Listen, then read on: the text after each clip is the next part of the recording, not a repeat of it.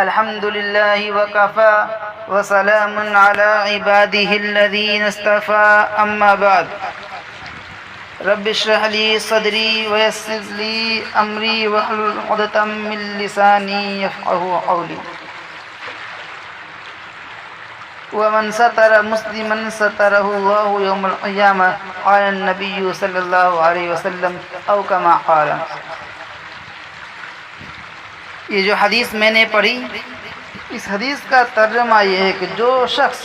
کسی مسلمان کی پردہ پوشی کرے، قیامت کے روز اللہ تعالیٰ اس کی پردہ پوشی فرمائیں گے۔ مثال کے طور پر کسی مسلمان کا کوئی عیب یا کسی مسلمان کی کوئی غلطی سامنے آ گئی کہ اس نے فلاں کام غلط کیا ہے یا ناجائز کیا ہے اور آپ کی نظر پڑ گئی، حالانکہ وہ چھپ کر رہا تھا،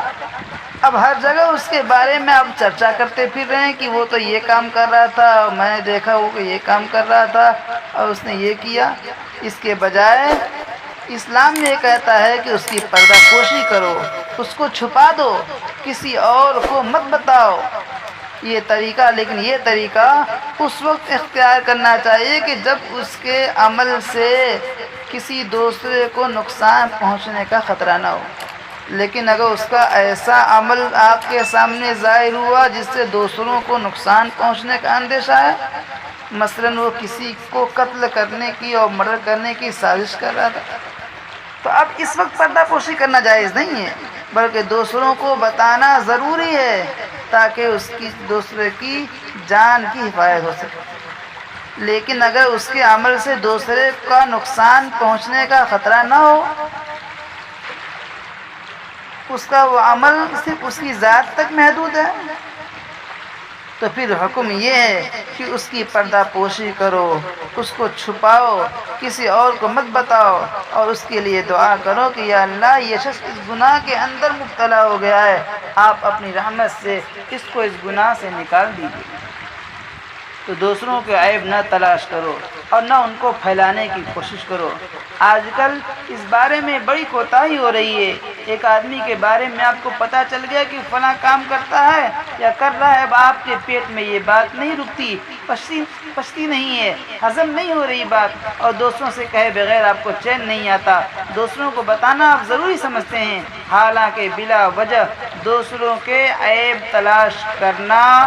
ان کو پھیلانا گناہ ہے۔ ایک حدیث میں جناب رسول اللہ صلی اللہ علیہ وسلم نے فرمایا، من عیر اخاہ بذنب قد تاب منہ لم یمت حتی یعملہ۔ اگر کوئی شخص اپنے بھائی کو ایسے گناہ پر شرم دلائے، عار دلائے جس گناہ سے وہ توبہ کر چکا تھا، تو یہ شخص اس وقت تک نہیں مرے گا۔ کون شخص؟ عار دلانے والا، شرم دلانے والا، تانا دلانے والا، اس وقت تک نہیں مرے گا جب تک وہ خود جو ہے اس گناہ میں مبتلا نہیں ہو جائے گا۔ اگر ایک شخص سے کوئی گناہ ہو گیا، پھر اس نے اس گناہ سے توبہ کر لی، آپ کو تو توبے کی خبر نہیں، لیکن اس نے توبہ کر لی، اب آپ اس کو بار بار اس گناہ پر عار دلا رہے ہیں، شرم دلا رہے ہیں، بولتے ہیں نا تانا دے رہے ہیں، لجوا رہے ہیں کہ تو وہی ہے جس نے یہ حرکت کی تھی، یا تجھے کیا میں جانتا نہیں ہوں، اس طرح سے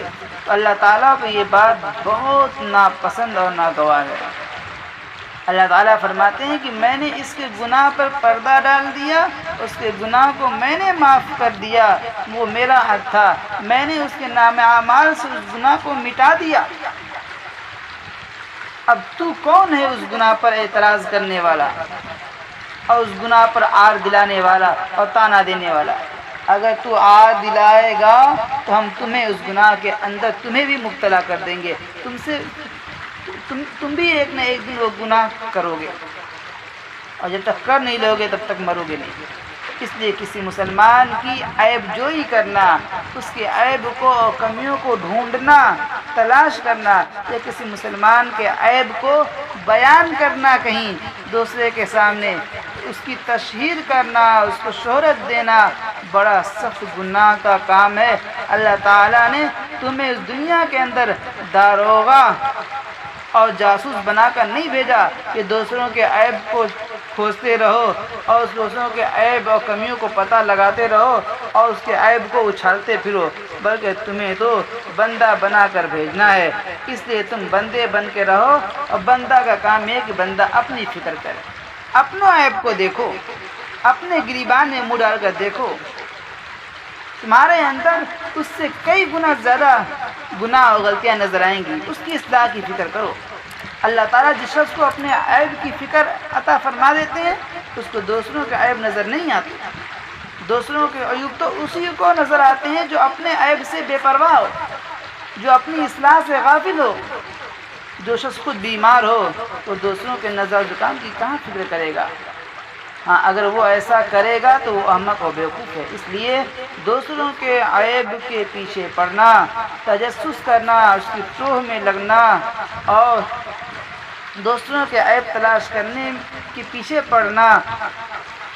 اور ان کو شہرت دینا، مشہور کرنا، لوگوں کے سامنے بیان کرنا بڑا سخت جرم ہے، جیسا کہ نبی کریم صلی اللہ علیہ وسلم نے حدیث میں بیان فرمایا۔ لہذا ایک مسلمان کا شیوا اور طریقہ نہیں ہے کہ وہ یہ کام کرے، مسلمان کو ان تمام برائیوں سے پرہیز کرنا لازم ہے، اس کے بغیر وہ صحیح معنی میں مسلمان نہیں ہو سکتا۔